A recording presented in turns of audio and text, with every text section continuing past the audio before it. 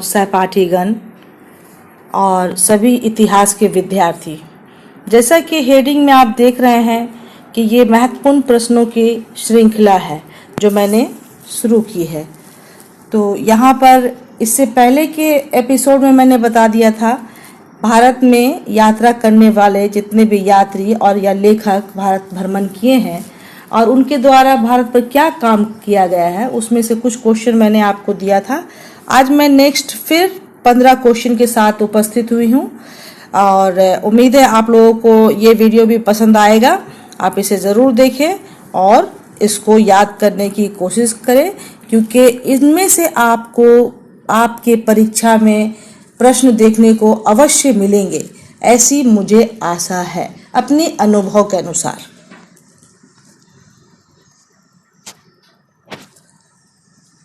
प्रश्न नंबर 1 है, सबूक फुरिया और कतारिया किसके प्रकार है? सबूक फुरिया और कतारिया किसके प्रकार है?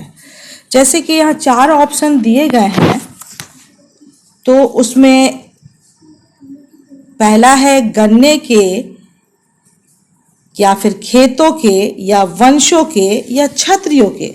तो ये सबूक फुरिया जो है ये प्रकार है क्षत्रियों के।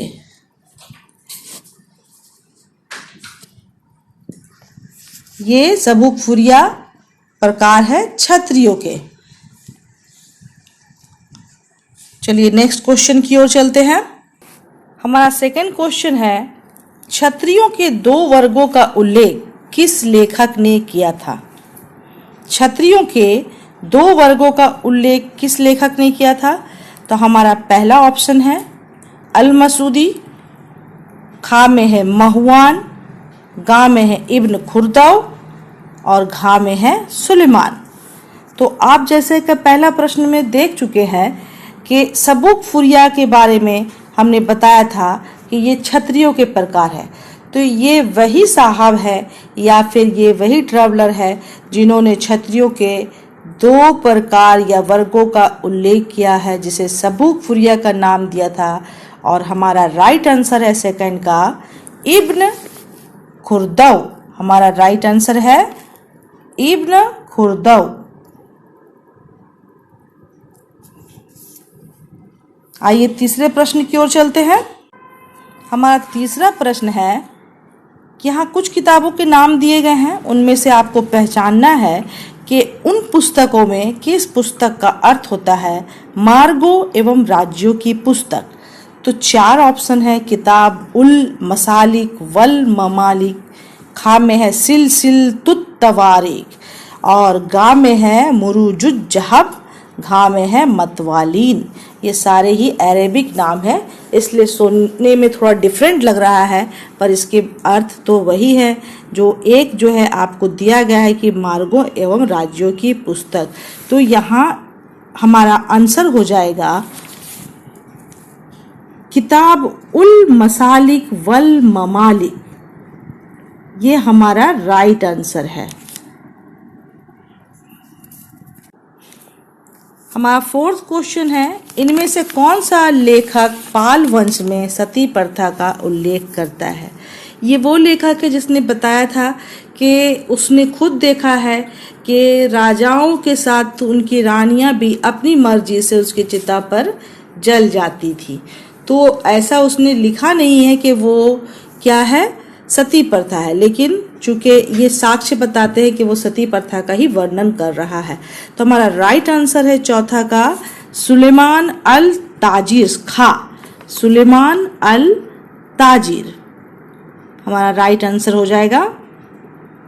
आइए 5वें की तरफ बढ़ते हैं। हमारा 5th क्वेश्चन है, यहाँ मिलान का देखना है कि कौन सा मिलान आपका सही नहीं है। कि अल मसूदी ने भारत से संबंधित कुछ शब्दों का इस्तेमाल किया था। चूंकि वो बाहर का ट्रैवलर था तो उसे भारत के शब्दों या अल्फाजों के बारे में मालूम नहीं था, तो उसने खुद ही कुछ नाम दिए थे। जैसे कि का में दिया गया है गुर्जर प्रतिहार राज को उसने क्या कहा अलजूज। खा में दिया गया है राजा महीपाल को उसने नाम दिया था बऊर। और गा में दिया है कि इंद्र तीर्थ राजा जो थे उसको उसने कहा बलहर। और मुल्तान को कहा मुतलान। तो आपको ये बताना है कि इसमें कौन सा मेल सही नहीं है। तो यहाँ साफ जाहिर है कि का, खा, गा सब सही है। हमारा मेल घा जो है सही नहीं है। तो ये हमारा इस प्रश्न के हिसाब से राइट आंसर हो जाएगा। प्रश्न नंबर 6 है कि मुल्तान में सूर्य मंदिर का विवरण कौन सा लेखक देता है। मुल्तान में सूर्य मंदिर का विवरण कौन सा लेखक देता है। यहाँ 4 हमारे जो है लेखक या यात्री जो है उनके नाम है, उनमें से आपको पहचानना है। का में है अबू रेहान, खा में है अल मसूदी, गा में है मिनहाज और घा में है खूफी। तो हमारा 6 का जो आंसर हो जाएगा वो है अल मसूदी। अल मसूदी ही वो यात्री है जिसने बताया था कि अरब लोग जो है भारत में उस समय तक बस चुके थे। कहाँ पर? मुल्तान में। और मुल्तान में उसने सूर्य मंदिर को भी देखा था।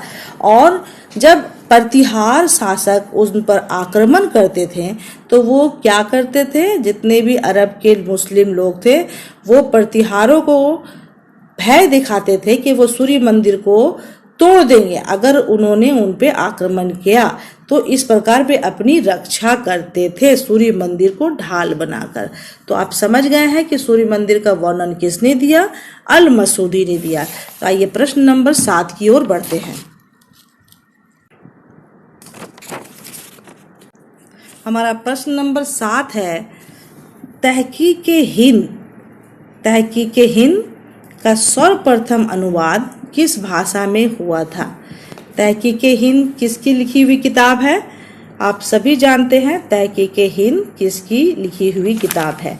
ये है अबू रेहान इब्न अहमद अल बरूनी, जिनको शॉर्ट में हम लोग अल बरूनी कहते हैं।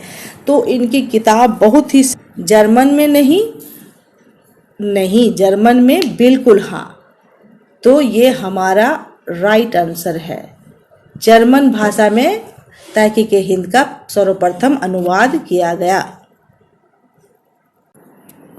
हमारा प्रश्न नंबर 8 है अल बरूनी जो किताब लिखा तहकीक-ए-हिंद, उस पर बहुत से लोगों ने काम किया, इससे पहले मैं बता चुकी हूँ।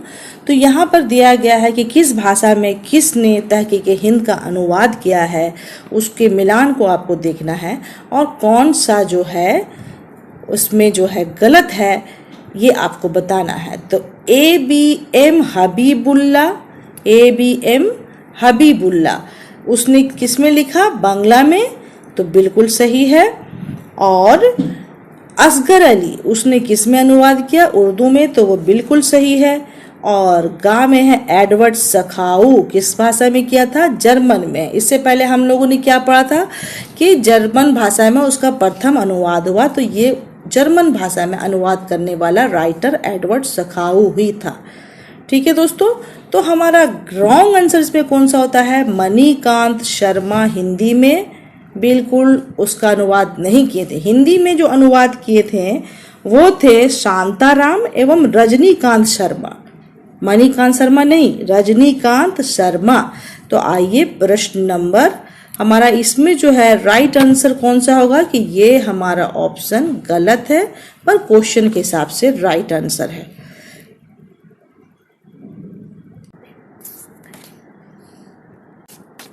हमारा प्रश्न नंबर 9 है अल बरूनी की पैदाइश खीवा उस वक्त उसको कहा जाता था और वर्तमान में उसको किस जगह के नाम से हम पहचानते हैं खीवा को? तो आप लोग जैसे विद्यार्थी हैं इतिहास के, तो इस बात पे आप लोगों का जरूर नजर गया होगा कि उस वक्त का खीवा या ख्वारिज्म आज कहलाता है क्या? तुर्कमेनिस्तान। क्या कहलाता है दोस्तों? तुर्कमेनिस्तान। तो हमारा राइट आंसर डायरेक्ट तुर्कमेनिस्तान ही। हमारा 10 नंबर प्रश्न है कि अल बरूनी ने कुल कितनी किताबें लिखी थी? तो यहाँ पर 4 ऑप्शन दिया गया है। 4 ऑप्शन में हमारा जो राइट आंसर है वो गा है। कौन सा आंसर है हमारा? वो गा है। यानी कि 180 अल बरूनी ने पुस्तक लिखी थी।